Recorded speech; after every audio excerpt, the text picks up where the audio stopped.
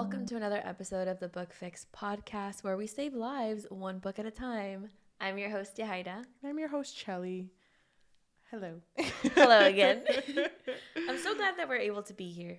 I know. Physically together. I feel like for the batch of things that we're filming, it needed to be together. Yeah. I needed to look at you. Yes, thank you. It's so weird doing it remotely because we did for the past few episodes. And I can't see you. So sometimes when I would talk, I'm like, do I shut up now? Should I just keep going? Or is she even there? Because we have little cues when we look at each other and we're like, okay. Shut up now. No, I'm just kidding. This is a long-awaited episode. Only for you and I, though. Nobody else. Everyone in the world. We mentioned these Hollow Vows in our tier list. But before we talk about that, why don't we talk about tropes, book tropes? Okay. Which trope would you say you have beef with? Like, which one wronged you? Which one wronged you? Like, I'm just gonna say it? Yeah, say it. Don't look at me.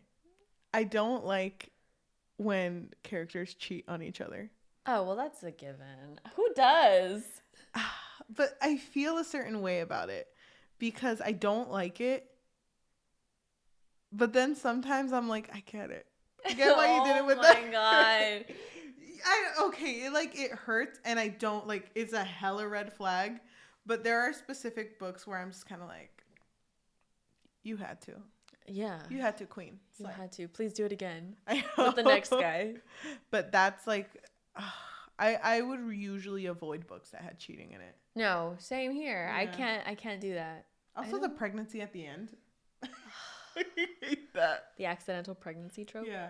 Oh my god. Can you even think of a book that has that? No, because I wouldn't read it. Because I avoid them. Because I think it was a fan fiction I read a long time ago. And it literally was like the girl in high school and she got pregnant and then was like, oh my gosh, I can't believe it. But then I was thinking about myself. And I was like, hell no. If I had gotten pregnant in high school, I wouldn't be here talking today. My parents. Where would you be? So gone. Would have been gone. Who knows? They wouldn't tell me. You'd be dust in the wind. I can't even imagine. I know for a fact that if I were to ever go through that trope, yeah, I'd be working 5 jobs right now. My parents would be like, get to work. Be a provider. Yeah. I hate those two. Yeah, I think the accidentally pregnant one is pretty bad. I don't like that one either. I typically don't love miscommunication most of the time, but sometimes it's really juicy. I get you. Like, if it's done well, I'm like, damn. The drama? That's me also with jealousy, because that's one of my favorite tropes. But you can do it wrong. Because some are just so toxic. Like, it just keeps going. It's like, damn, when is it going to end? Stop! Make it a page long. Oh, then you would think you would love After by Anna Todd. I know, but you don't. Wait.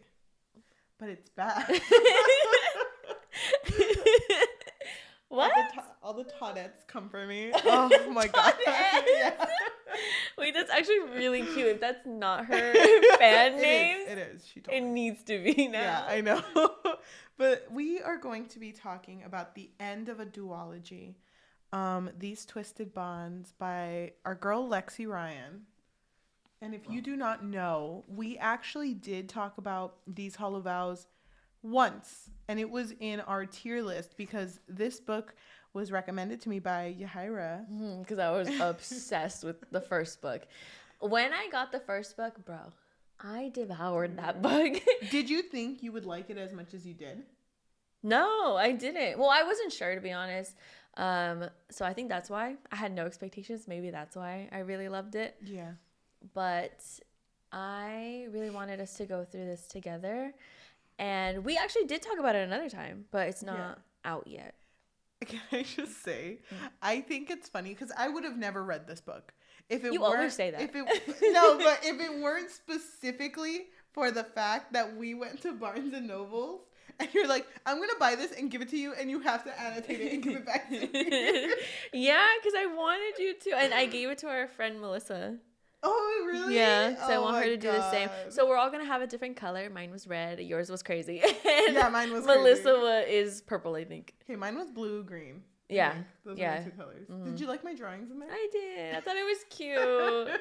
She drew the main characters. That's Not good. Brie He's a though. burp. Yeah, literally. I thought that was cute. Oh my God. But we were so in love with the first book. We both gave it 5 out of 5s. Mm-hmm. And we're going closer to the end of the year. These Hollow Vows is still like my top Same. for book of the year. Mm-hmm. So we will be talking about the second book. Mm-hmm. Thank you. I do need emotional preparation. You're welcome. I'm gonna try to summarize the first book. There will be And- spoilers, so if you don't want to be spoiled, Just go read. go read it right now. Go. Because we're spoiling both. Mm-hmm. But let me try my best to summarize the first book. You go ahead and just anything you want to mention. If I forget to mention it, Mm-hmm. please do. But it is a very dense book, so I do recommend you read it first. These Hollow Vows, the first book to a duology, follows the life of a peasant servant girl by the name of Abriela. And she is a good thief. And honestly, she ain't living the best life, but it's good enough for her to continue like this because she is in servitude. She is in debt. Mm-hmm. And everything changes when her sister Jazz is sold to a fae, specifically the King of Shadows, King Mordius, who is the brother of Oberon, who used to be one of the most well-known kings in He the was Faeland. the king, but then he went away, and then Oh, Morbius yes. took this opportunity to swoop in, and he took the crown pretty much. And is a horrible man. Mm-hmm. So book 1 follows Abriela as she attempts to get her sister back while also getting caught in the hearts of two princes. Prince Sebastian, aka Ronan, who is actually a human that she grew up with, but oops, he's actually a prince. He lied to you. Yeah. And Prince Finn, who we just met him, but This is crazy. kind of everything. Here's my number. So call me maybe. Maybe, I don't know. So Prince Sebastian is the prince of the Golden Fae. Yes. And Prince Finn is the prince of the Throne of Shadows, or the Shadows, pretty much. Yes. So they're like two opposites. One is In unseelie, the one is seelie. Yes. At the end of this book, Jess is found, and Abriela is so happy, and she feels so loved by Sebastian because it's Bash. It's her boy, It's Bash. her boy. And, you know, at the beginning of the book, she was so against Faye, and she was against everything and their morals and their culture. But at the end, she decides she wants to bond with Sebastian, which is like as big as marriage. It's bigger than marriage. It's a very huge thing to do. You're basically giving your life to your partner. Yeah, you're linking your souls. Mm-hmm. But at the very end, we figure out that Sebastian had ulterior motives, figuring out that Abriela had a connection to the crown of the Seelie and Unseelie court. He takes her crown, bonds with her. She's about to die, and she is forcibly turned into a fae. Yeah, she had the crown of the Unseelie court. Yes. And we also find out that Bash is unseelie, not seelie, because that's the reason why it kills her. Yes. And that's why she gets turned into a fairy. Yep. Sucks. That's how book 1 ends. Sucks. She was completely deceived by the man she loves. Yeah, which I ate up. I was like, damn, this is I so know, I'm juicy. full. I was so heartbroken. That's why I left a mark on me. You want to know what, too? I get so hurt when reading love triangles, but this one was so good. Yeah. Because the whole time you're reading the first book, you cheer on for both of them. Yeah, because I was the same way as you, where I was cheering on Bash, and then I was like, no, wait, Finn. No, wait, Bash. And you just go back and forth. And when it hit that ending and you get that betrayal, Yep. fuck. It was so good. So, starting the second book, this continues the story of Gabriela, who is on the run from Bash. And although she does not feel as in love with him as she did at the beginning of book 1, this book instead digs deeper into the issues of the Seelie and Unseelie court. Now, with this bond with Bash, Gabriela makes the choice to help the Fae. So with the help of Finn and Sebastian, she is determined to get rid of the queen, which is Bash's mom, from the kingdom in order to help the courts. Mm-hmm. Yeah, because she's ruining everyone's lives. Yeah, because she was a little jealous. A little A little jealous, maybe. A little jelly. But, gosh, that is a lot. Please go read the books because I didn't even get to explain the entirety of the first book, and I feel like it doesn't do it justice. Just a little summary of it. I know. And some of those moments were so juicy. You have to read them. So why don't we try to guess how each of us felt? I have no fucking guess for you. You go first. Really? Okay. You love the first book so much. So I can't true. even emphasize how much you love the first book because I remember when you gave me either. I remember when you gave me the book. I don't even remember what you were saying, but you were trying to be like, "Oh, and you're really just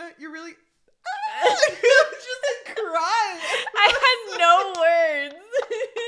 I'm so appreciative of you for recommending the first Thank book. you so much. Because my God. So I'm like so excited to hear your overall thoughts of this one. Because I think that you like the intention of this book. I think you appreciate the story. However, I don't know if you like our main character as much as you probably did in the first book. Okay.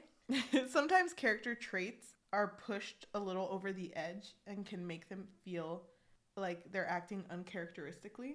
And there were moments in the book that I marked that when I read it, I was like, oh, I don't know if Yajaira would appreciate this. Do you want to give an example? I don't know what you mean by... like Abriela being super against Fae culture and everything, which I thought she was over by the end of the first book. But there was one part where she was like, oh, do they just not like a human, a sick little sick mortal, stupid fuck mortal sitting on their throne? And then it wasn't that at all. And she's like, oops. My bad. There were several moments like that where it was just like, oh my gosh. And I think you caught hopefully some of them. She was betrayed by a fairy, but I mean. Okay. Details. I do think there were points in this book though that probably like were not as good as the first. But I do think overall you liked it because you really love Finn and I think he's your favorite character in the entire everything. And the entire book first.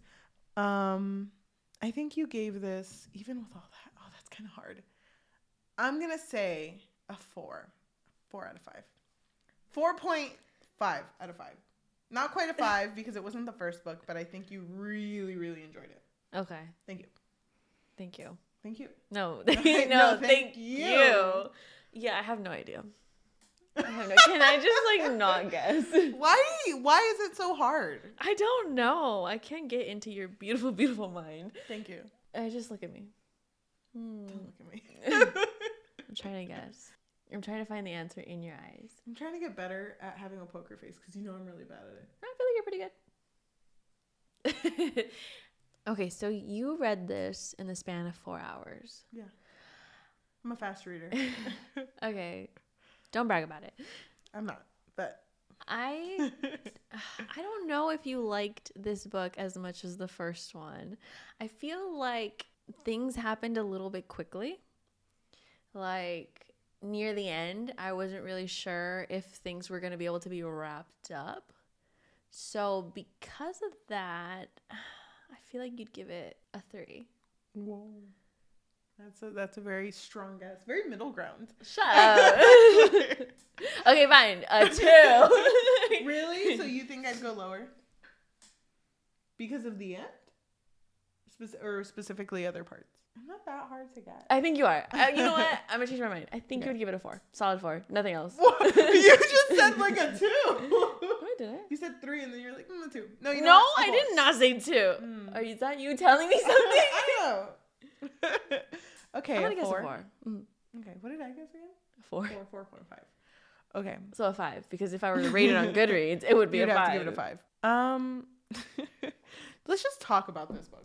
Let's talk about it. Okay, so. Wait, first, we gotta even start before you open the book. You don't know how many times I took this book to the laundromat with me with the intention of reading it, but never did because I got distracted. But, and I would fucking have this on there. I fucking hate this cover. Really? I hate this cover. Why? So much. I love the front because the front is Gabriela with our boy Bash. Mm-hmm. I think that's a good one. I fucking hate how Finn looks in this cover. Why? He looks so freaking suspicious. He is suspicious. I know, but he looks so not good. And I fucking hate his face. I hate the side eye. Because I was like, I'm going to be reading this at the laundromat. And all the freaking abuelitas and compas are going to be walking by and be like, wait, why is that man looking at me funny? This made me embarrassed. I think I kind of like it. I hate it. Which is weird because I normally don't like covers like these, like this. Yeah. But I think it's kind of cute. Can you? Okay. I feel like Brie looks different in the back though. Be me. Okay. Yeah, she does. That actually is a different girl. Yeah, that's why I feel like a stunt double. Because they took the picture at the same time. Yeah, they did. This is actually one picture. You're right. She does look different. She has like different eyebrows. That's my biggest issue with it is that she just looks really different. I think Finn looks good though. I mean, he does look good. I just hate the freaking face he's making. And okay, we gotta do it. Wait, hold on. How is it? How's the position? Like, it's. Wait, I want to be Finn. Wait, you're pushing me. I'm sorry. Don't go away. I want to be Finn. Okay, fine. Okay, well, wait. Because his arm's like this, so, and then it's like, I can't. So you have to be looking down. You have to be looking down. Why are you looking at the camera like that? That's what he's doing. Should we recreate this? This should be our Christmas cards. Wait. Now we gotta do this one. I hope someone's watching this on. Oh, thank you. On YouTube, here you could just. You're Gabriela. Don't touch me. Respectfully. It's funny. You're like this. Don't fucking touch me. She just slapped my hand. Okay, let's do it opposite. Who am I gonna be? Oh. She's so no thoughts in her mind. No, you're looking. Just wait. You're Brie. No, yeah, you're okay. you're getting like really comfortable. Well, what are we? Okay. Moral of the story is we're redoing these pictures. Don't you feel embarrassed? Like yes. No. Okay. Wait. One more thing. Because if I'm holding this at the laundromat and they happen to actually read what it says sexy, surprising, and full of secrets. And he seems like a very secretive man. And I'm embarrassed. You just reminded me of something. I actually did take this book to work. I was so embarrassed too, actually. Okay. See? Because, they didn't see the back. They only saw the front because I had it on a table. Okay. And I would literally... Oh my God, I would put the schedule over it to hide the cover. I come back, the schedule is gone. I'm like, who moved the schedule? Every time I would put the schedule to hide the cover, it would be gone. They were curious. Yeah, they were. They were curious. Those bitches. Those Don't bitches. touch it. Don't touch it. Oh my God. I didn't even think about that. Damn. So, moral of the story is 0 out of 5 cover. I was less embarrassed. 0? Yes, I can't. I get so embarrassed. Why are you embarrassed? It's not like any of them are shirtless. I know, but it's just like... I kind of wish they were. No, that would make it better. No, I can't take this to work. I need to... If I could take Den of Vipers to work and they would have no idea what I'm reading. Why would you mention Den of Vipers? I don't know, just like top of my head, whatever. Always thinking about it. But I like the cover for the first one better than the second one. Now for the contents of the book. Now for opening the book. Let's talk about this casually. Yeah. This book starts off with Brie having run away from Bash. But unfortunately, they have bonded. So now she's feeling him. She's feeling his anguish, his heartbreak, his sadness. I can't because they said that the feelings that are passed through can sometimes be passed through like as phrases. So literally she'll be like just sitting there and in her mind she can hear his voice like, please come back, please, please, please, please, Please, please, please, sorry, please, sorry, please, sorry, please. Love you, love you, love you, love you, love you. Spam texting her. Literally. And she's just trying to have a cup of know. coffee. She's just trying to sit down, relax, kick her feet up. And she's just hearing him in her ear. Dude, and it sucks too because it's mentioned that after her transformation to becoming a fae, she should have rested because no one just goes up and continues on. So she's feeling horrible, tired, dehydrated, hungry, all of this, but she is just running away. Yeah, because she keeps running. She does not stop. Until she reaches a motel where she overhears these people talking about the Unseelie. Unseelie camps? Yeah, because the Seelie have put camps up for Unseelie children, and they're pretty much like torturing them, right? And so she overhears that, oh, they got their powers back because they didn't have their powers for a minute. Yeah. And so she's so moved by this, and she has nothing else to fucking do. So she's like, if I'm fae and I have all of this magic in me now, might as well use it for a good reason. So she goes to one of the camps and just fucking goes wild. No, literally. And again, she has not rested, so she is like spent. She uses up all of her energy. And she meets someone at the Unseelie camp who is literally like, oh my gosh, you're helping? Okay, go ahead and help. You know what? Queen pop off. Hell yeah. And he's a really cool guy. Calls him like, oh, my friend, I guess, that I just met here. But she saves these children and immediately passes out and wakes up at a different area. And it turns out that friend that she made, he's a king. Yeah. Surprise. Misha. King From the Misha, Wild Fae. who is related to Petra, by the way. If you remember her from... Actually, remember her. Hello. Do you remember her? Yes, from book one. Yeah, from book one. We didn't even mention her. But Gabriela is now staying with Misha. And Misha's like, you know what? You can stay here as long as you want. You rest up. You do you.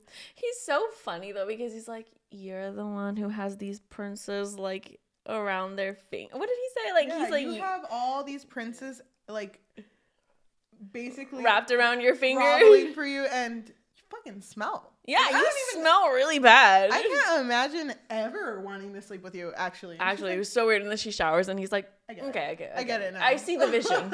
I see it. I'm here for it. It's funny, too, because one of his powers is that he can read minds. So he's never gone. He's like always there. Oh my God. But he's very likable. He's very charming. He's funny. Yeah. And she likes spending time with this guy. Mostly because now she's in a kingdom where Sebastian can't come in. No. He knows that she's there, but he can't go.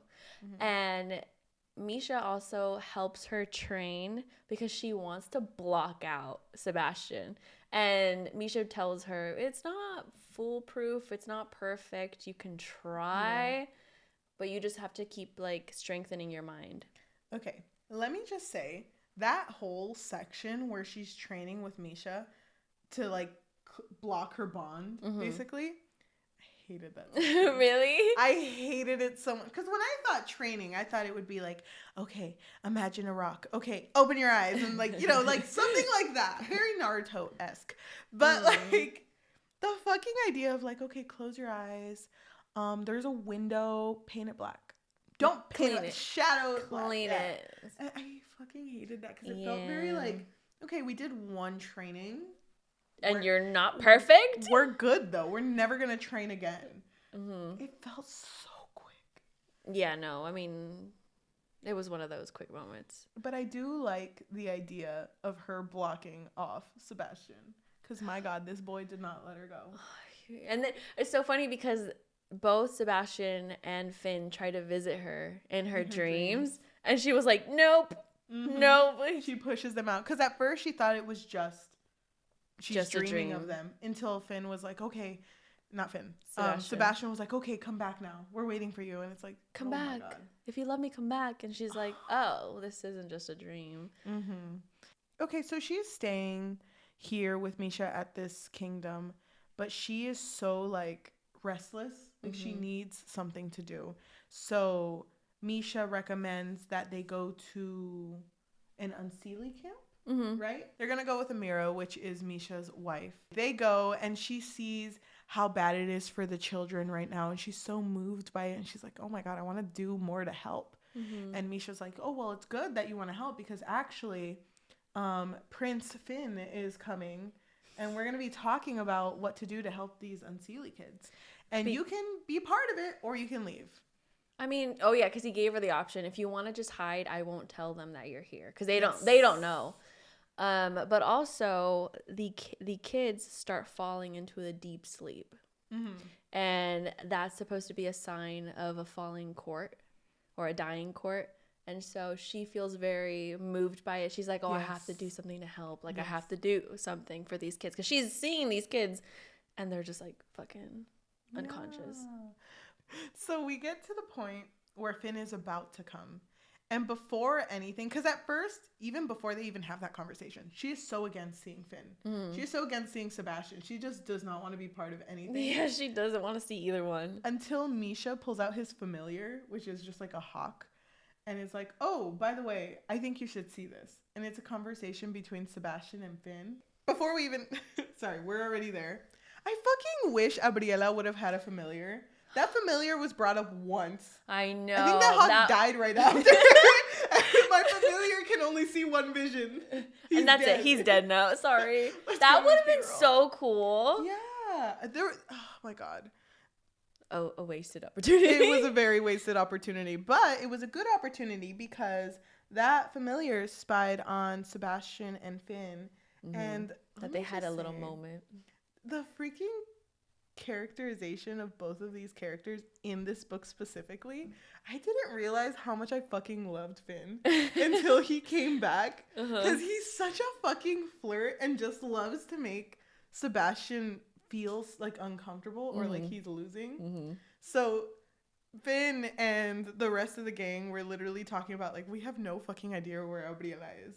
And Sebastian just comes in and is like, I know that you left Gabriela with Misha. And it's like, yeah, actually we did. We totally did. I played a game of Uno with her and sent her away, actually. Before she went to go see him, she actually came to see me. Yeah. It's so weird. She missed me and loved me so much. Weird. You didn't know that? Like, it's so funny, like, how much he messes with him. Oh, I fucking love Finn. But before this moment, I was already like, where the fuck is Finn? Like, I was waiting for him, too. Anxiously. Too much Sebastian. Too much. Because we kept hearing his thoughts. I was like, where the fuck is Finn? But we see this, and it pushes Gabriela more into, like, okay, I do want to do something about these Unseelie children, so I do want to help, and I'm okay with seeing Finn again because we are only here for the Unseelie children. I am not here for anything else. No, but then doesn't she show up in his dream? No, she shows up, like, IRL. She shows up in his, like, room. She's, like, playing with him. She's like, if you want to prove to me that you're sorry, you would go, like, destroy one of the... You're talking about Sebastian? Yeah. Yeah. She does, before the meetup with Finn, she does go to Sebastian and ask for that. She tells him to destroy one of these camps because Sebastian thought that his mom had eradicated all these camps, but I hated that. Fucking didn't. Of course she didn't. I think I wrote in my book that I hated that he was like, but she promised. She promised she would, and my mom never lied. Why are you just doing this? It's embarrassing. The girl is angry. You're ruining my life, Mom. I know. Let me go tell her right now. And he like gets out of his race car bed. He's like, why is it always a race car bed? He's such a mama's boy. It felt like it the entire time. Yeah, but okay, not enough. I thought he was a mama's boy too, but I mean, we'll get there. But the ending, I was like, okay, never mind. But it's funny because the whole Prince Finn and Gabriela meeting again, it was so... Oh my God, wait, first let me just say, so they're having a meeting because they're trying to figure out what to do about this curse happening, right? Yeah. About these kids falling asleep and whatever. There's no one in the throne of shadows, and that's what's causing the court to die. Yeah. And Abriela can't sit in it because she's not unseelie. And Sebastian can't sit in it because Abriela has the crown. Yes. And so they're all in this fucking like round table, big ass table. It's Misha and it's Finn and all of the friends, right? And she comes in. I literally was screaming. I was like, oh my God. And the first one who notices her isn't even Finn, it's someone else. And they're like looking at her like, oh my God. Oh my God. You're fucking here. Oh my God. I fucking love that they met again. But she held her ground though. Yes. Like she didn't let seeing him again like deter her. Neither did he though. It, like there was that moment of looking, but then after that they were very on like just talking about the plan. It isn't until she goes to her room where he's in there. Yeah.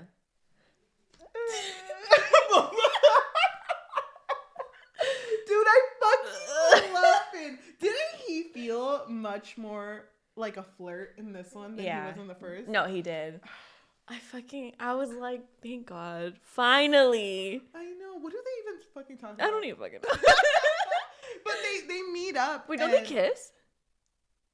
Is this the first kiss? No. In this book? Hold on.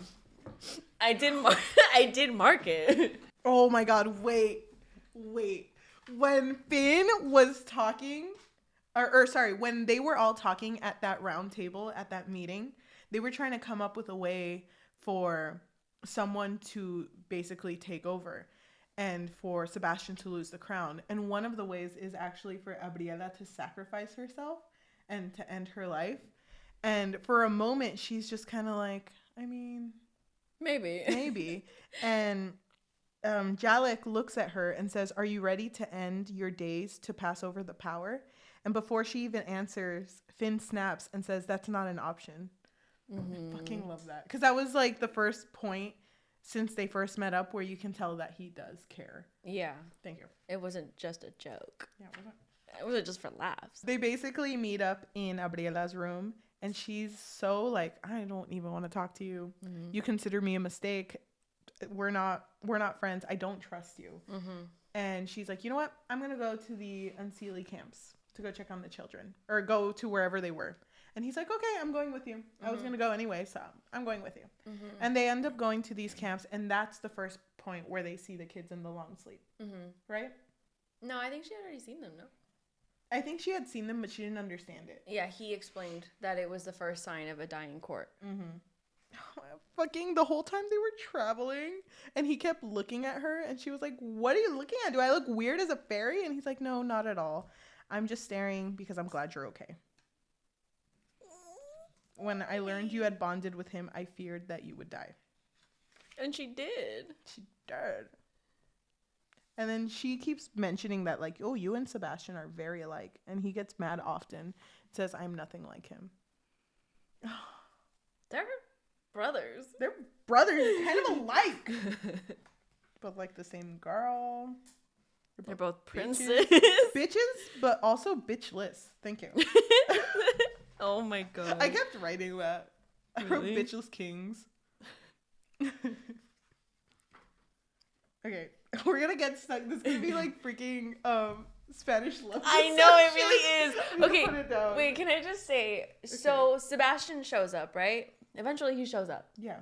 And of course he's a lovesick fool, like you said. Yeah, he is. So he's like, babe.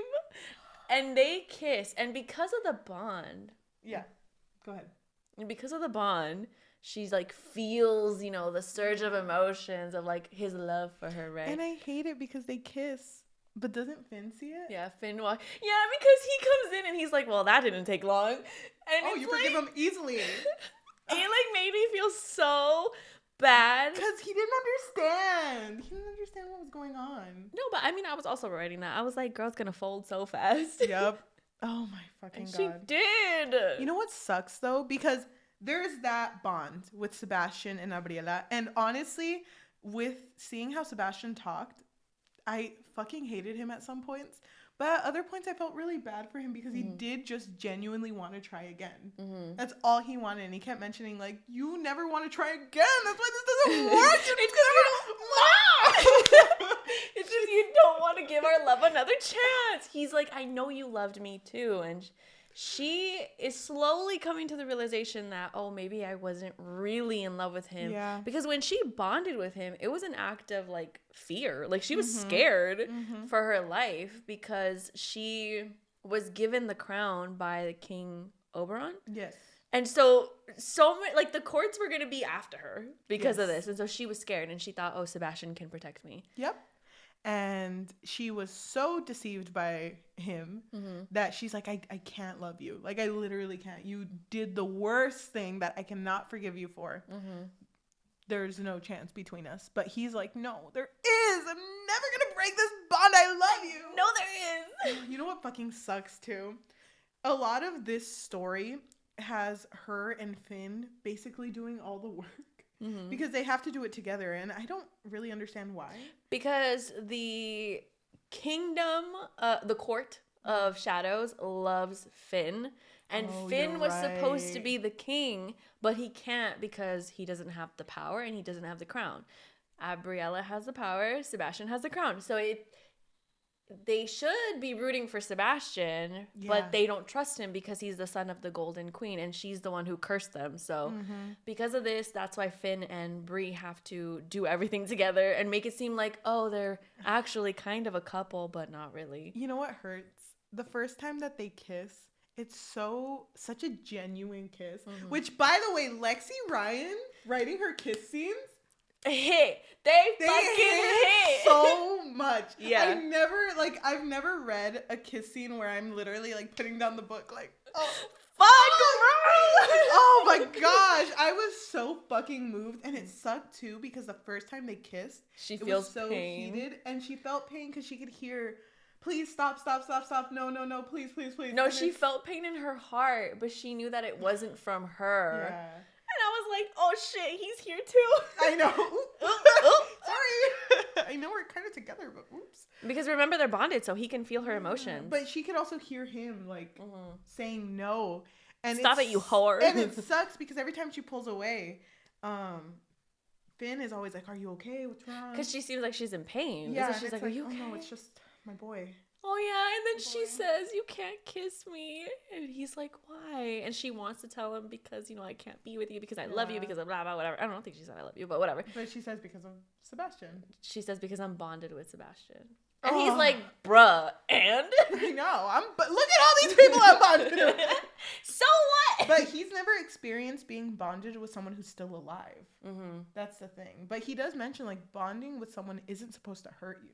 It's supposed to be a good thing. But Sebastian's a little bitch. But through the journey, because there's even a section where there's so much tension between Finn and Gabriela. But she's literally like sitting with him and she's like, I don't love him anymore. Yeah. When she said that, she was like, I don't think I ever loved him. Like, I think I was just afraid to be alone. And Finn's like, wait, I was just eating, girl. What? let me set this down. Lunchable, but okay. Lunchable. Yeah. It was when I think they were in the water. Yeah. When they were having that conversation. I think so. And then it's like, oh my gosh, this is my moment. And they're let me swoop in. I know, they're about to have fucking sex in a cueva. In a cave. But then she feels it again. And it sucks because she can't get away from it. Yeah, this constant feeling is hurting all three of them. So there's no winning in this situation. It's just she can't be with Finn if Sebastian and Bree continue to be bonded. Yeah, and it is alluded that the only way to get the power out of Sebastian would be to kill him. Well, I think Misha was the one who brought it up. Yeah. It was like, well, we could always. Oh no, was it Jalik? I don't remember. Somebody brings it up, and Bree's like, "No, we're not doing that. Yep, we're not doing." She continuously brings it up, continuously brings up not doing it. But it is brought up often by several people that it's like, to the point where you think I thought it was gonna happen. I was like, his head's gonna roll. I didn't want him to die, even though he was annoying and a little baby. and a mama's boy, which is honestly the worst part. Yeah. I really didn't want him to die. Me neither. I wrote it down, so I was like, I swear to God, Lexi, if you kill him. Because I did not want him to die, and I really, really didn't want him to kill himself. Okay, so they're going on a road trip, Good and they're trying to find the high priestess, which she could make a portal to the underworld. Mm-hmm.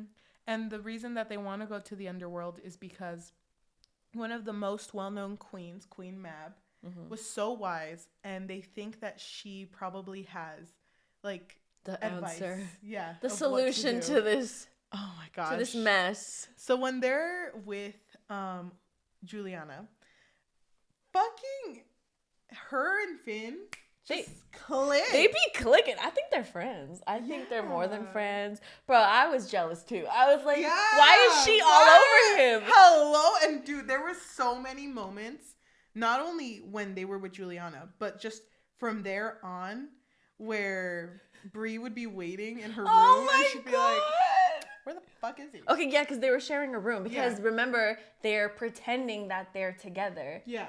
And so, because everyone loves Finn, that's why. And so the only way for them to respect Bree would be if they think, oh, Finn loves her. Yeah. And so they're supposed to be sharing a room, but Finn never fucking shows up. And she's just waiting by the bed, like, in lingerie, like, where you at? I fucking hate it too, because at one point she sees that Finn doesn't come back. So she hides in the shadows, because that's one of her powers. Oops. Oh, yeah. She hides in the shadows, and she is eavesdropping on Juliana and Finn. And Juliana's like, I can't believe you're here when you have all of that in that room over there. And he's like, oh no, trust me, it's hard.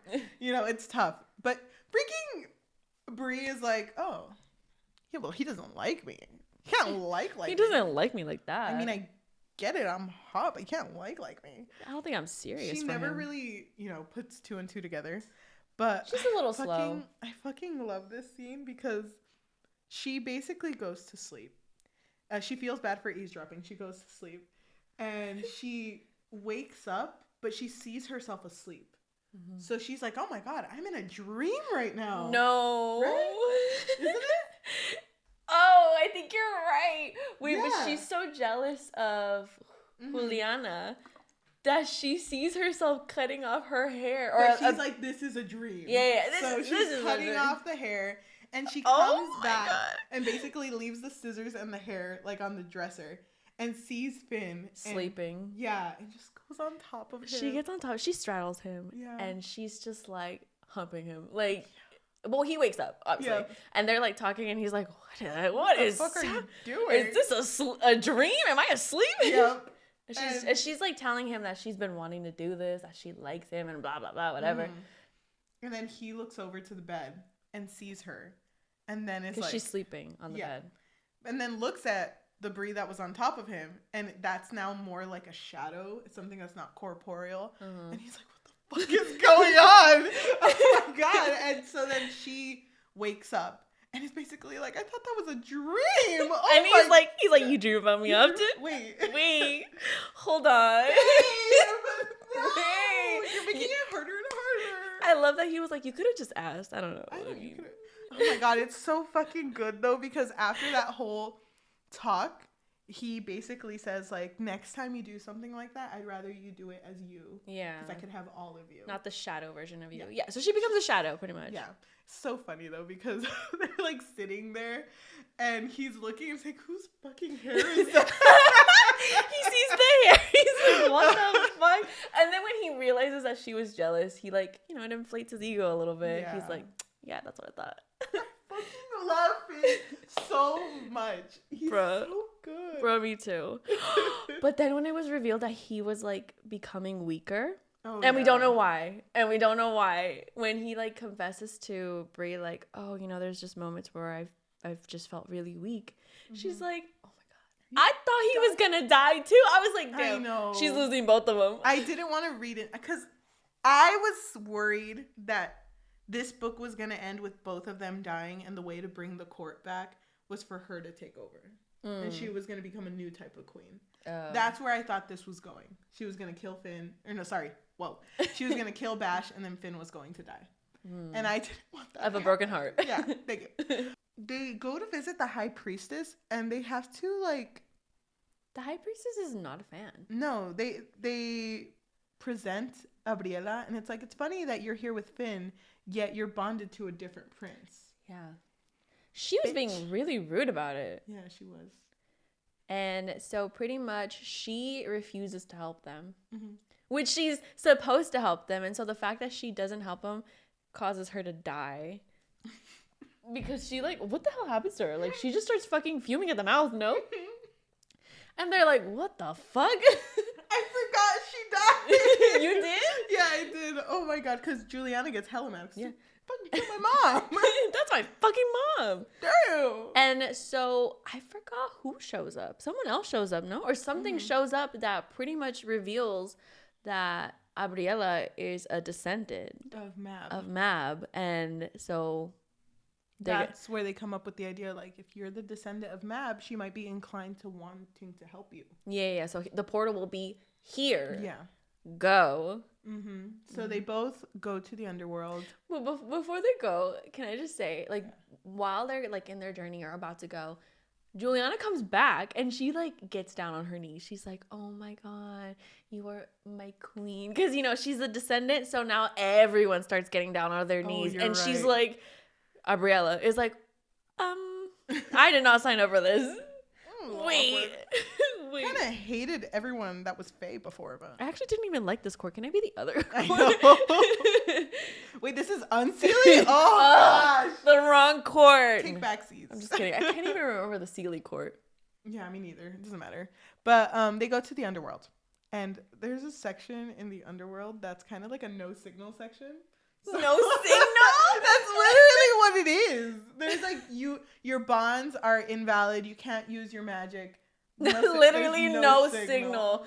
Mm-hmm. And fucking, they both take fucking advantage of that. Girl, if they didn't, I would have been so pissed. I would have been so mad. And it's so funny because once they get to this section where they can't use their magic anymore and she can't feel Sebastian, it kind of felt like Finn was like, okay, well, here's where we're gonna sleep. Let me go grab something. And she's like, okay, is it gonna happen? Yeah. Is it not gonna happen? And it fucking happens. They have sex. Good for them. Lexi Ryan does a really good job at writing these types of scenes. Like the emotion behind her writing.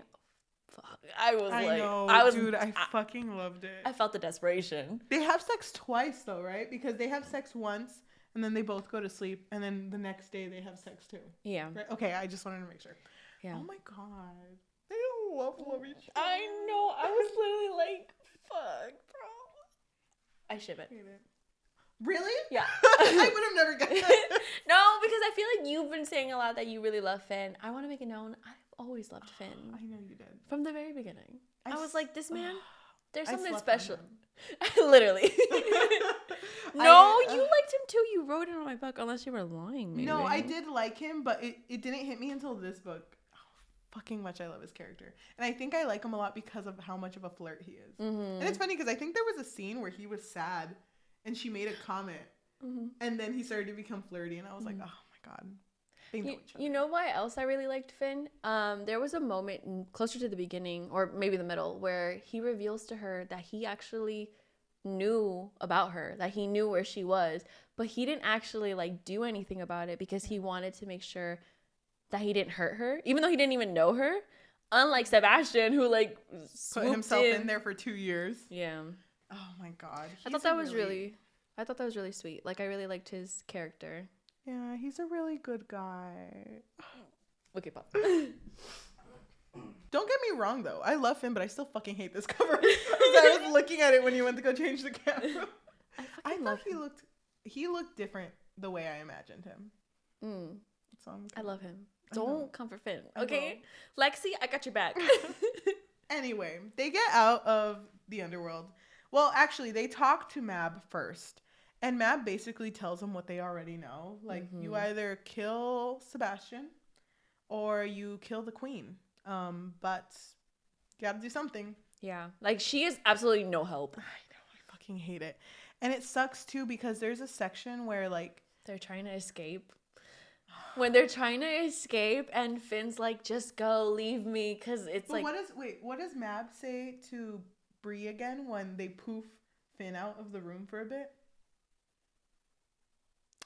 I think she pretty much tells her that she has to either kill Sebastian or she has to stay with Sebastian because he had the power. Or she could just become mortal and leave. Wasn't that it? It's like, why are you even doing this? Like, yeah, just be mortal again. Yeah. Yeah. So that was an option. So, and then at this point, Bree realizes, oh, I don't want to be mortal. Because, this whole time she was like, oh, if I could go back, then maybe. Nope.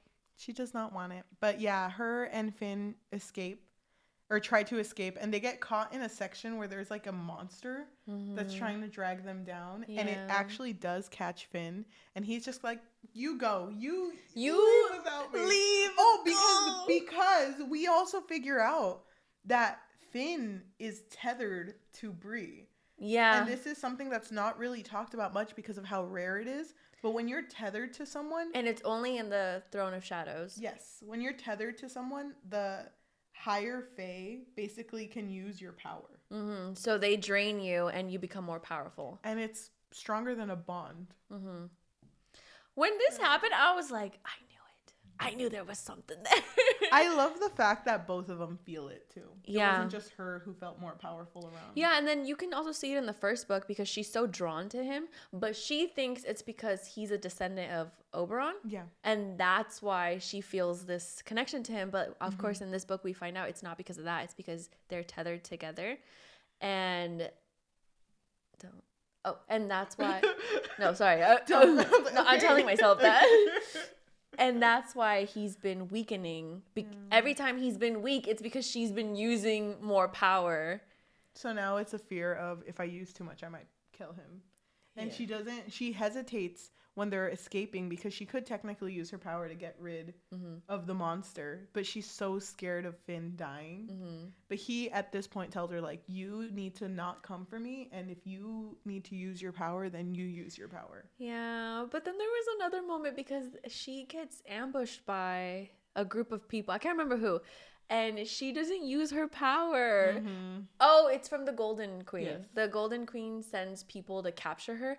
And they're like attacking her. And she does not want to use her magic because she doesn't want to weaken Finn. And then when she gets saved, whatever, Finn shows up and he's like, you need to not do that. You can't do that to me because I want you to be safe. If you need to use my power, use it. Yeah. I'm not that weak. But when they are escaping from the underworld, I should also say, it's because she also didn't have much practice too with her power. She's using too much of it at once. Yeah, so once she started to use it more, he wouldn't weaken as easily. So while they're escaping, they both come to the realization that there's no way she's killing Sebastian. No, none at all. Yeah, so in the future, it really is going to be her, Abriela, and Sebastian running the courts. And Finn is like, I don't think I could do that. He's like, I can't be here while you're, with Sebastian. And he gets offended because she's like, well, I don't have to be with Sebastian. I could still be with you. Yep. But really, her and Sebastian will stay. They'll stay bonded, and they'll stay, I guess, married in the view of everyone else. But he was offended by that. He was like, no. Not your bitch. I'm not your whore. Yeah. But if you want me to be, I will be. I know you asked. But when they go back, Sebastian sees both of them, and he can already feel that they... Oh, he knows. He could smell it all over her. He was like, I knew as soon as you got to that no signal section, I knew what he was going to do to you. I knew he was going to use you. But it's so sad because Bree has already made up her mind. She's like, you know what? To save the courts, I'm going to stay with Sebastian. Not like with love, but just to save everyone. And she does tell Sebastian this too. She's like, I will never love you, but yes, we can stay together. And she's already to the point because she's asked him time and time again, please, let's break the bond. Let's break the bond. And he's like, no, I don't want to. I still love you. Oh, yeah, because in order to break the bond, both parties have to be consenting. And there was no way Sebastian would be down. And there was a part where he was like saying like, do you regret bonding with me? Do you regret like this whole thing? She's like, well, what's the point in fucking regretting? It happened already. Yeah. Like, there's no point in going back. And she's so like, She's so already defeated. set. Yeah. She's so unhappy. She's like, I'm just doing this for the greater good of everyone else. Well, fuck my life, I guess. Yep. And it's so sad because Sebastian, in moments, he feels like a child because he's like, I know as soon as we break the bond, you're going to go straight to him. Why? So you could just be with Finn? And it's so just funny like... because there was one section that said that, and I literally wrote, yeah, bitch, I am going to go to Finn. Thank you. That's exactly what I'm going to do. Because I think she does tell Sebastian. I'm pretty sure she tells him that, I fell in love with him. Like, I love him. But he obviously can feel that too. Yes. Oh, God. The freaking angst in this book, so juicy. Oh, so God, juicy. It hurts, though. It hurts. It did I hurt. love how in love Finn is with Gabriela, and how much he shows it in this book. So it just makes it hurt even more. I know. Because I was so like, there's no way they're gonna end up together. Same. Someone has to die. I thought Sebastian was gonna die. I was like, oh my God, someone's gonna kill Sebastian. Because I didn't think Finn would do it. No.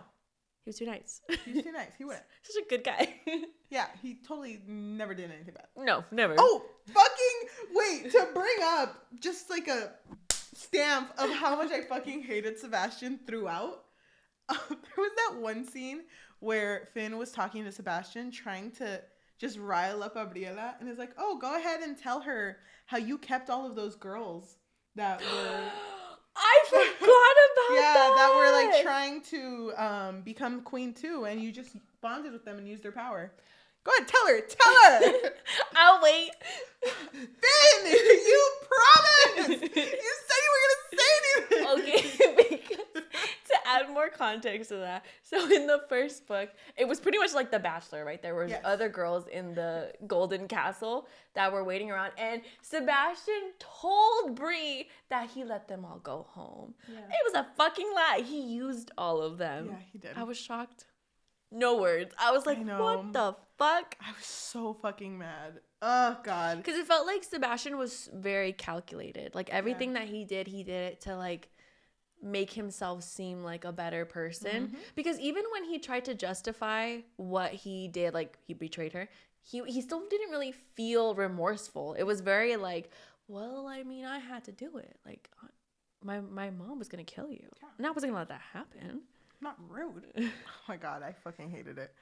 But when it gets to the end, Sebastian and Bree are walking. Where the fuck are they walking?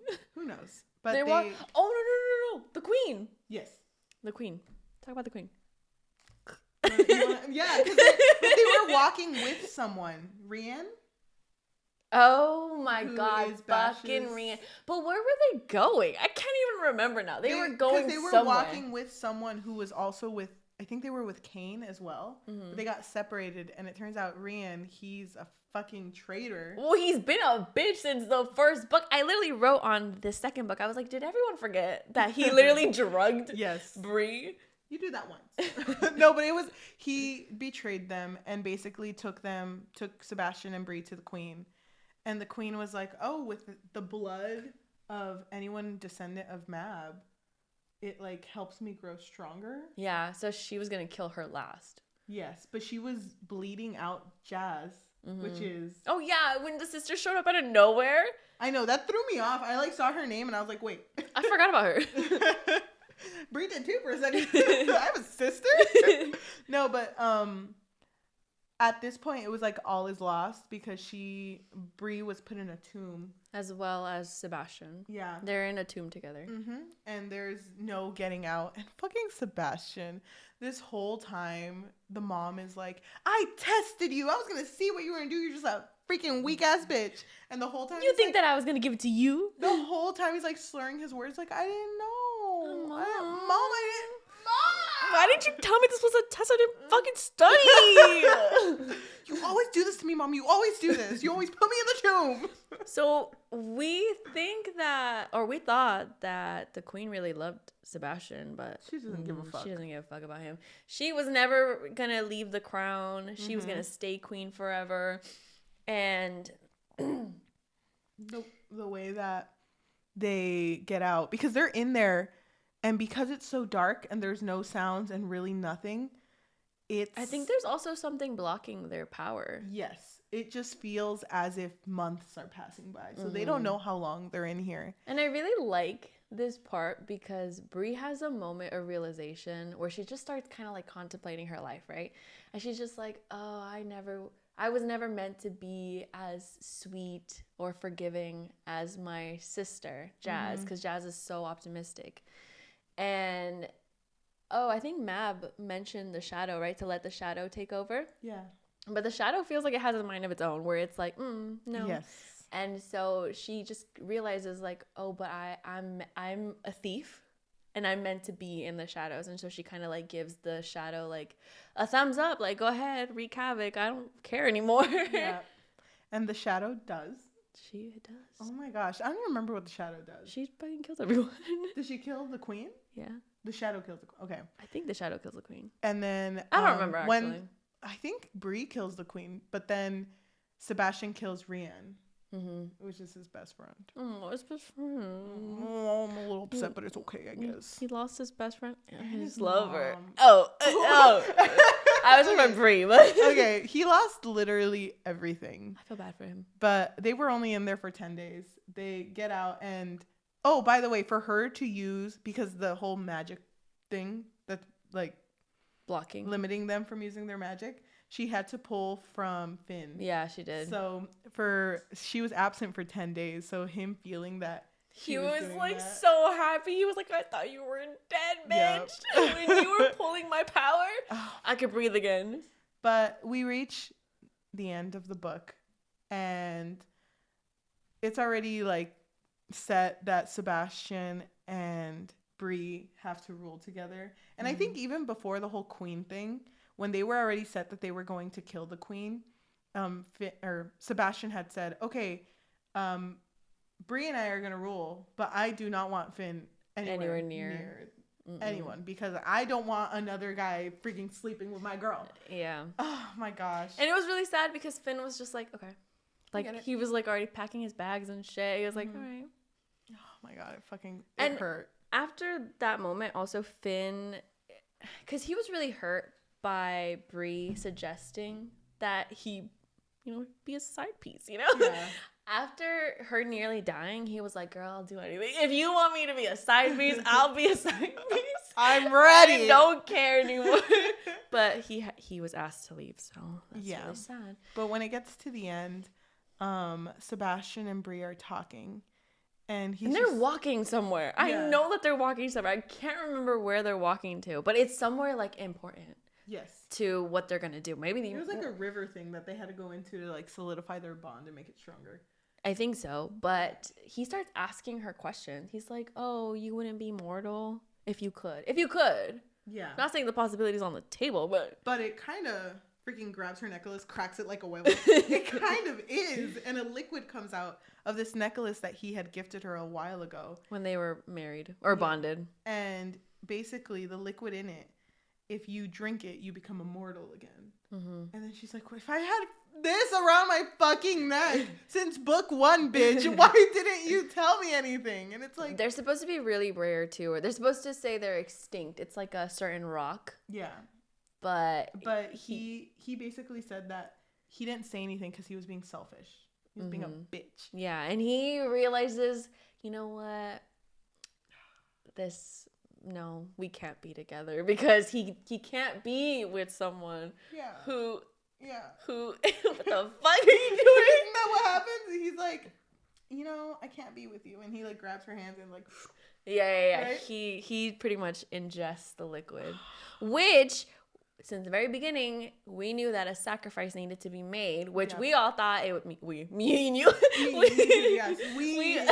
we all thought it meant she has to kill Sebastian. Yeah. But this was a sacrifice as well because he ended his fey life to become mortal. And I was like, you know what, Sebastian? Low-key rooting for you. Dude, just kidding. It's so funny because can you imagine? Because when that happened, the bond is gone. Yeah, they're not bonded anymore. And Finn is now human. Not Finn. Sebastian is now human. Can you imagine Finn being like, oh my God, bitch, get out of the way. Who are you? A mortal ass bitch. And it's funny because Brie was mortal, but it's like, mortal ass bitch over here. This weak gonna do for you? Nothing. You're gonna go in your race car bed with Oh your my mom? Your mom's fucking dead. No, they were really appreciative. They didn't do that. Can you imagine if that actually happened though? I know. Oh my gosh. No, but for real though, I was like so shocked that Sebastian did that because he's been a bitch this whole fucking time. I love that fucking sacrifice though, because it's everything he was. Mm-hmm. So for it to now just not be, it's like, oh well. Yeah, that's it. And she even tells him, like, you know, I told you that a great king makes sacrifices, so you're a really great king. No, like, doesn't he say that? No, he says, they say it to each other, I think, because there is a moment where it's like, no, you're good. You're good, Sebastian. So he just wanted to be a great king, and he fucking was. Yeah. So he is glamored so that everyone thinks that he's still Fae, but he is technically just a human. Yep. Doesn't that mean he's gonna die soon? Yeah. Oh. For real soon. Every time Finn and him meet at like a barbecue or something, it's like, oh my gosh, Bash. Let me check at the time. Wait, how old are you again? Oh, yeah. It's gonna be a really good weekend, isn't it? you know, mortals only live till they're like 80-ish, right? Would really suck if, I don't know, you got sick. Anytime, you know that one meme on TikTok when you hear the cops and you're just like, ooh. And his eyes just get bigger, like, oh my god, yes. But at the end, Abriela chooses Finn to rule next to her, with her as king. And they choose to bond with each other. And because they're tethered, they will share their power equally. Mm-hmm. And even though she's not going to solve all of freaking fairy racism in a day, she did. I know. Oh, you're right. But even though she's not going to do that, she's like, it already feels like it's going to be really, really good. Yeah. The end. Oh, yeah. And Jas stayed with her in the court. The end. And everyone loves her. Now the end. No, but at the end, they bonded. Yeah, they did. They bonded. Okay, now the end. Thank you. Oh my god, dude. Wait, can I just read you something that I annotated? Yeah, I'm gonna look for my annotations. I really wanted to share something with you. Okay, so we already mentioned they're tethered together. Yes. Finn and Bree. So there was a moment where Sebastian is carrying Bree because she's like spent. She used up so much of her magic. And Finn's like, I understand. I've got her. And he takes her because she feels more powerful with Finn, right? Mm-hmm. And this is still a moment where Sebastian's being a little baby and he's like jealous. I wrote down, this is like the moment in Eclipse where Jacob was hugging Bella in that tent while Edward could only watch. Oh, God, you're right. I was like, damn, this is so sad. I fucking hate it. Eating pussy, what a gentleman. No, for real. Oh my god. So many times I just wrote Finn with the little heart. Me too, dude. Or like fuck Sebastian.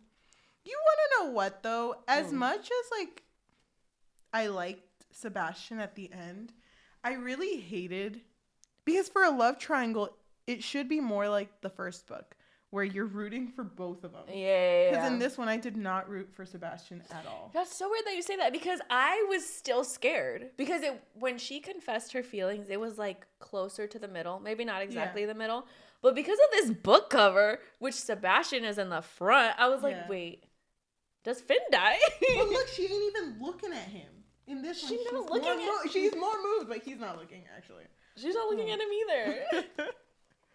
So, no, I agree, though. I kind of wish that it would have been more equal on both sides. Yeah. I wrote at one point, because I wanted it to be equal. So I wrote at one point, specifically page 354, when he's like, you're mine, Abriela. I found you first. Like, oh my God, so true. I wrote, what is she, a prized possession? Ew, gosh, how did Bash become such a bitchless man? I'm very disappointed, actually, that the book is leaving him with no redeemable qualities. Fuck this. Aww. I was so angry that they were doing that. No, I was angry too, because I kind of hated how he was portrayed. Because I was like, damn, he was so much better in the first book. And there was a moment where I was so tired of Brie ping-ponging, because she did that in the first book. You know, she would go to one and then the other and then the one and then the other. And I understand the bond made it hard for her to really, you know, pick Finn. She never explained herself, though. No, she didn't. And so at one point I was like, you know what? I don't even care what happens. I just want Finn to be happy. I just want him to be alive at the end of this. Yeah, I do. That's all I want. I kept writing, Finn is the perfect man. Finn, oh my god, Finn. Damn, Finn, kind of Me? hot. Oh my god. Do you want to tell them how you really helped Lexi Ryan out with her grammar? Oh my god. Thank you so much for bringing that up. So there's a part in this book where the editor kind of missed something. Okay, on page 181, it says, he swallows, be ready to leave before dawn, he says, it will a long day. And so I added with my pen, it will be a long day. And I put, I got you, Lexi. You really do. I was like, don't worry, Lex. Looking out for her. I was like, don't worry, girl. Oh my gosh. I think we're done. Are we? We need overall thoughts. Is there any other scene you want to talk about before we get to overall thoughts? The fact that Finn felt bad that that Brie was taken from her home. So one of the most beautiful places that used to belong to him, he gave to her so she can at least have a place to call a home. Oh, yeah, that was so sweet, because this was like when there was a possibility that she would still be with Sebastian. Yes. And even when her and Sebastian were going to be a thing, he didn't regret it. He was like, no, this is your home. And it sucks because he had actually thought about giving that to her near book 1. Like, he was already set. But, you know, shit happens. Sweet. I was so excited to read this book, and that's why I read it so fast. Because it was one of those books that, like, I have to fucking finish it. And I kept going. My God. I love all the characters. As much as some of what Brie did, like her uncharacteristic racism, that threw me off. Speciesist. That threw me off so much. I know. I was confused. But not enough to like put me away from like this whole book. I think the plot was really good. I love both Sebastian and Finn, even though Sebastian's kind of a bitch sometimes. But I really like I've never read a book where it, like a duology specifically, where both books are good. So I was like, oh, this was such a good ending. It did kind of throw me off that they just made Sebastian a human and just didn't say anything about it. And I really wish there would have been more moments in this book that showed the three of them becoming friends. Because after Sebastian had made that choice to become human, it kind of felt like Finn was just like, oh, my brother, never hated you. Never doubted you, bro. Bash, can I call you Bash? Can I call you Seb? No one calls you Seb. I know, Sebi. But it felt so rushed at that point. It kind of makes me a little sad that they didn't take more moments from this book to build all three of them. Because there was one point where Sebastian and Finn had to like work together to come up with a plan, but it didn't show it. I was like, that's such a waste. I want to see both of them going like, yes, we both like Brie. Let's not talk about it. But we need to like work together. There could have even been moments of both of them being like, huh, Brie doing that. Don't you get it? And it's like, oh yeah. Oh, I get it. Like, yeah, I hate when she does that. I know. There could have been more of them having a brotherly bond. So it would have felt more realistic that they actually had a relationship. Not just one that was there. Because it kind of felt like you really only like Sebastian because he gave up his girl. I was like, oh, I mean, Bash. I would too. I'd be like, he's my friend. I don't know. That's the only really thing that bugged me. Overall, I fucking love this fucking story so much. I can see myself rereading this duology a lot. I can't wait for this to come out in audiobook. I do want to listen to it. It's not an audiobook? No, not yet. Oh, well, no. I'm thinking about Scribed. It's December 14th release date. Oh my god, I'm so excited. But overall, These Hollow Vows was a 5 out of 5.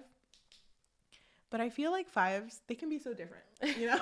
Different emotions. Yeah, so I give this a bit of a lower 5 out of 5.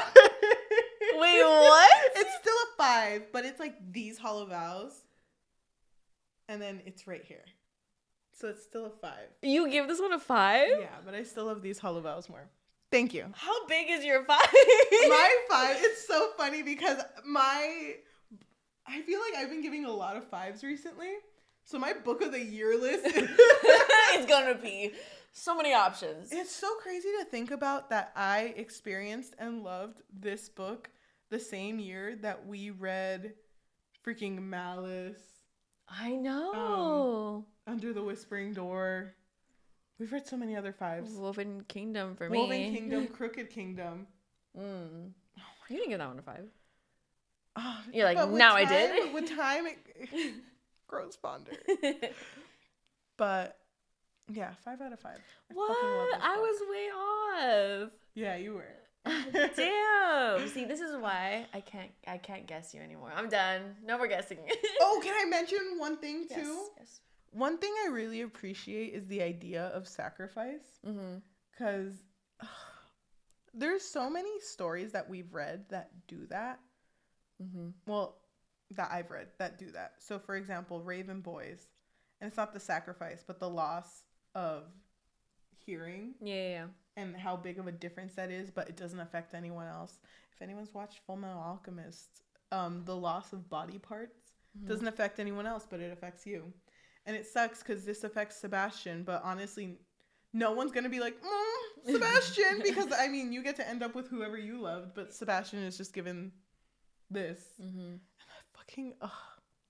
I love that so much because it's so sad, but there's really nothing else you can do or say to help them. Just like, because it's their burden. Yep. I fucking love that. I love Sebastian. Oh, I love Finn more. A turn Don't of get me events. wrong. I know. You know what? All of a sudden, I was rooting for Sebastian. Suddenly, that race car bed does not look that bad. Suddenly, it feels like it's way more comfortable than I thought it would be. Is that a queen size race car? You know how much I love cars. The movie, not okay. Anyway. So, what is your overall thoughts? Okay, so here's the thing. I actually wrote it down.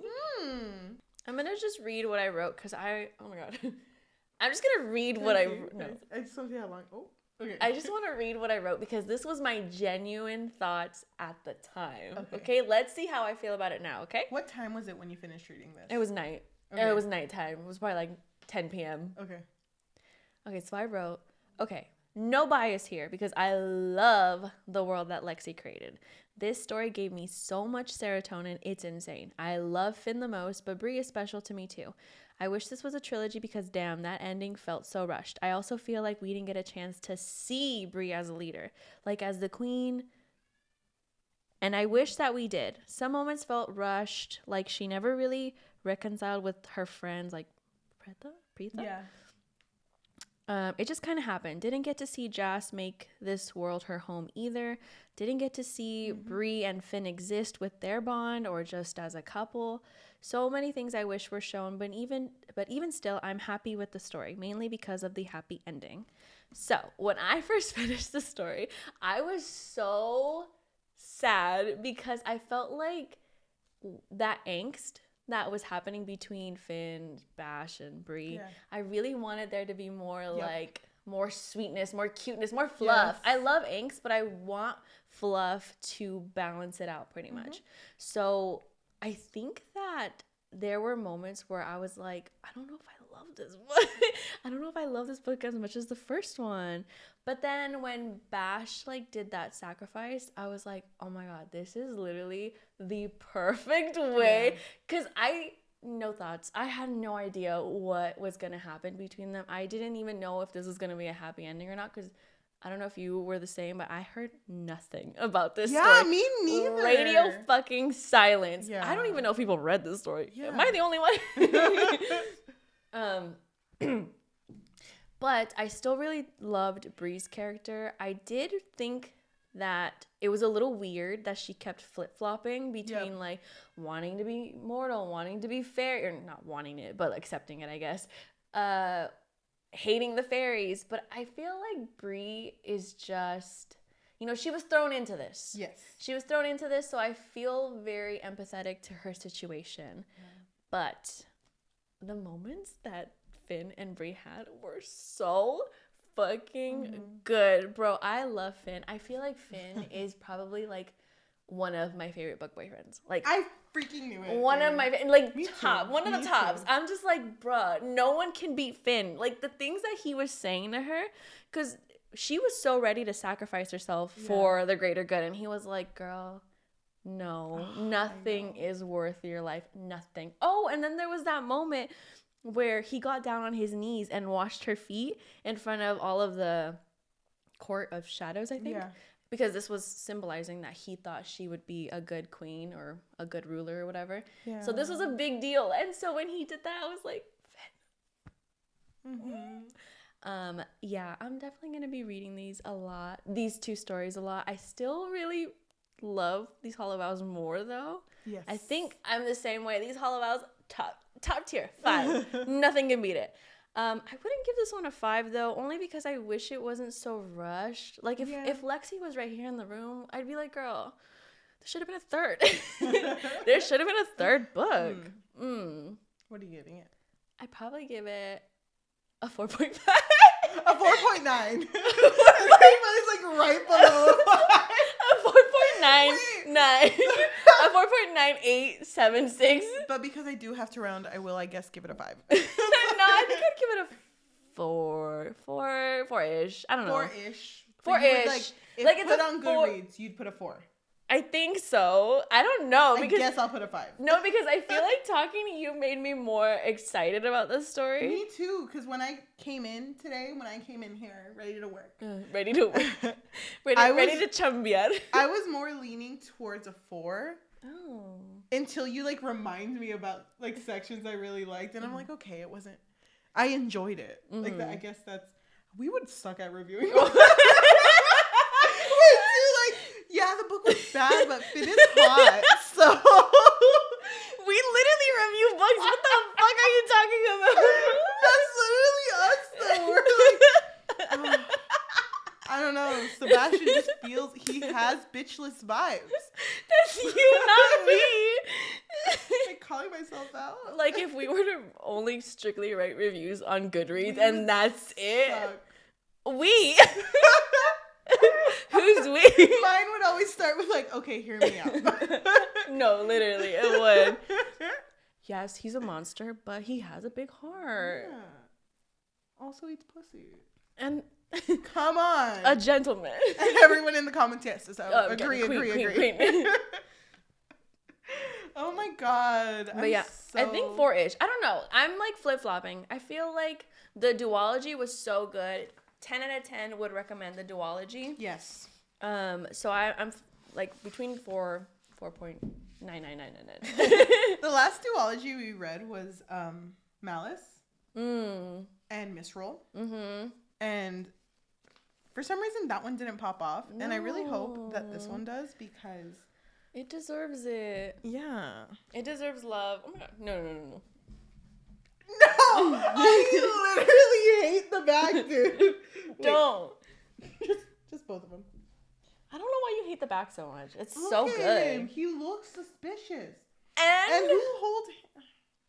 I don't know. What about it? It's weird. I can't wait to read your notes. If you read my notes, it's a lot of bitch, what? I need to go back because I was kind of on a time crunch. I'm going to go back. Thank you. I'm going to go back and write more notes, and we have to switch off books.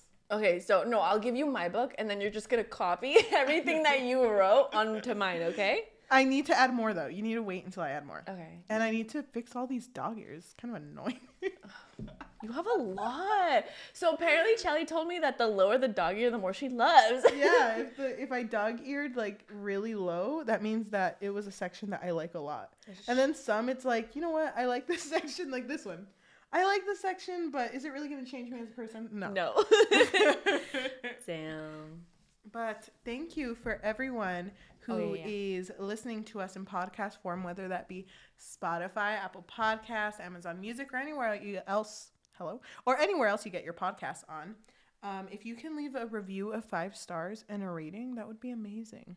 Thank you for everyone who has been leaving 5-star reviews too. It really means the world to the both of us, and it really helps out for us to become more recommended to other people.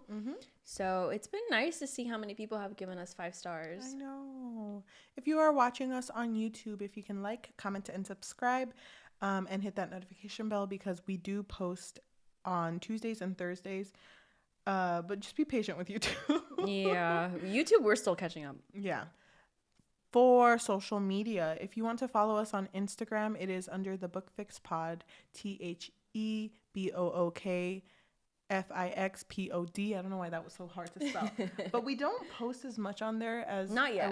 I'll get there. Yeah, as eventually. I would like to. But we do post a lot on TikTok. Yeah, and Cheli's hilarious. And so is Yajaira. So give us a follow. It's under the Book Fix, THEBOOKFIX.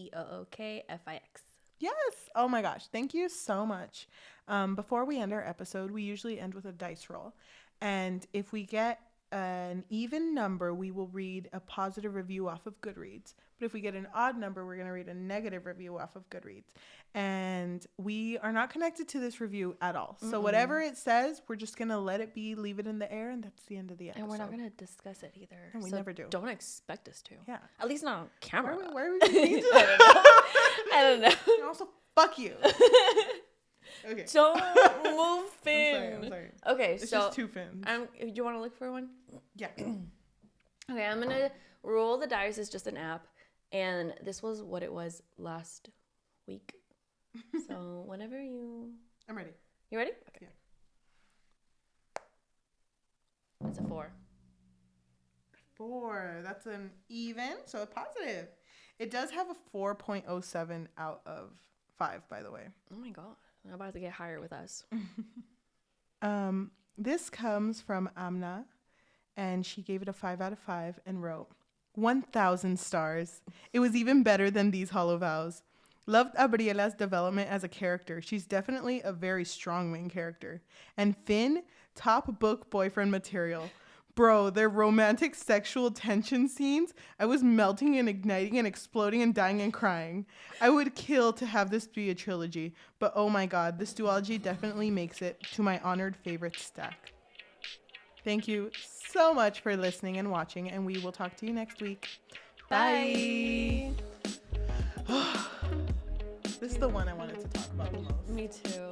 I was so excited to get your thoughts, your ideas. You know what, though? Like, throughout this, did not think about ACOTAR at all. Me neither. I did not feel like it was a carbon copy. I didn't feel like it was the cheap version of ACOTAR, because to any of our listeners who don't know, this book gets constantly compared to ACOTAR, and I just don't see it. Me neither. They're different characters, they're different books, and they're both good in their own ways. Yeah, but Finn does get compared to Reese, which we only read the first book, so I guess we can't say much, but no. No, Finn is Finn. Finn is Finn, okay? Finian is Finian. Thank you.